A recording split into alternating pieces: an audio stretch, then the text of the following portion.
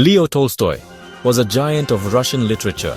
He created whole worlds inside his books, and perhaps the most famous of them is War and Peace.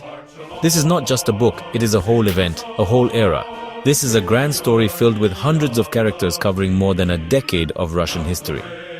Tolstoy wanted to capture the very essence of life, the great movements of armies, the quiet, intimate moments within a family.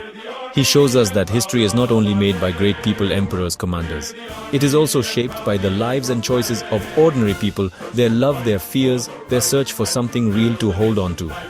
War and Peace is a story that breathes. At the heart of this big story are three people you won't forget.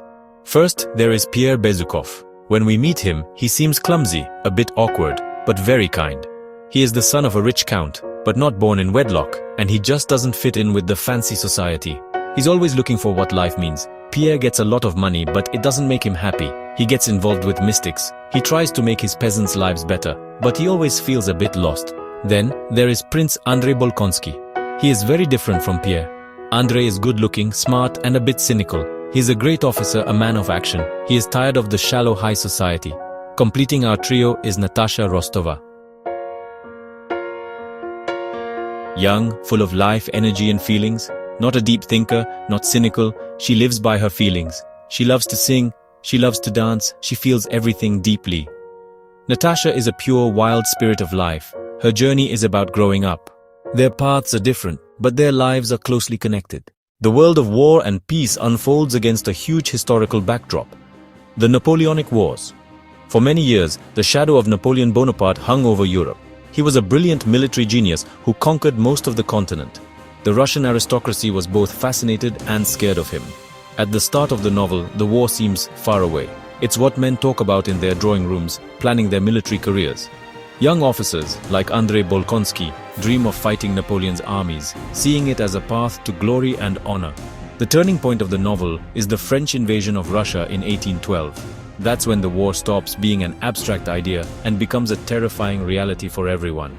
Napoleon leads his Grand Army, the largest European army ever assembled, across the Russian border. His goal is to force Tsar Alexander I to surrender. The invasion is a brutal and destructive event. The Russian army is forced to retreat deeper into its own country, burning the land behind them. The invasion culminates in the Battle of Borodino. It is one of the bloodiest battles in history. The invasion ends with the capture and burning of Moscow. Napoleon expects the city's surrender to be the end of the war. His Grand Army is destroyed by the harsh Russian winter. The invasion of 1812 acts like a fire that tests and reshapes every character. For Pierre Bezukhov, the war becomes a deep and life-changing trial. He stays in Moscow, convinced that he is meant to kill Napoleon.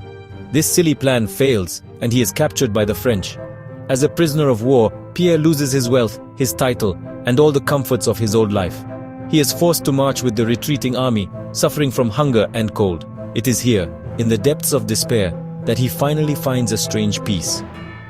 From the simple peasant soldier, Platon Karatav, he learns that happiness can be found in the present moment, in simple human connections. Prince Andrei Bolkonsky's journey also comes to a tragic end in the war.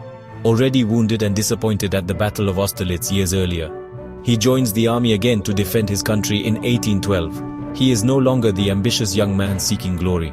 In the Battle of Borodino, he is mortally wounded by a bursting shell. In his last days, as he is dying, he reunites with Natasha. He can forgive her for her past mistake, and in this act of forgiveness, he finally finds the peace he has been searching for his whole life.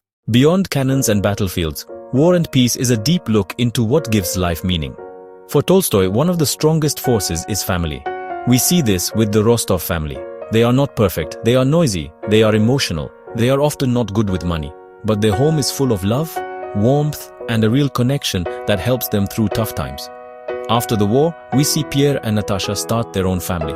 Their life is not a fairy tale romance. It is messy. It is real. It is built on the daily tasks of raising children and keeping a home. For Tolstoy, this is where true happiness is found. Not in big, exciting passions, but in the quiet, steady love of family life. Love in all its forms is at the heart of the novel. The passionate young love between Natasha and Andrei. The difficult, damaging love in Pierre's first marriage. The mature, friendly love between Pierre and Natasha. True, lasting love is not a perfect romance. It is forgiveness. It is sharing life with all its joys and sorrows. This love heals the wounds of war and helps build a new life from the ashes of the old world. It is a big book, but its message is simple and powerful. The greatest peace is the one within us and with those we love, even in a world torn apart by war. Please subscribe for more great YouTube videos like this one. We really appreciate it. Thank you.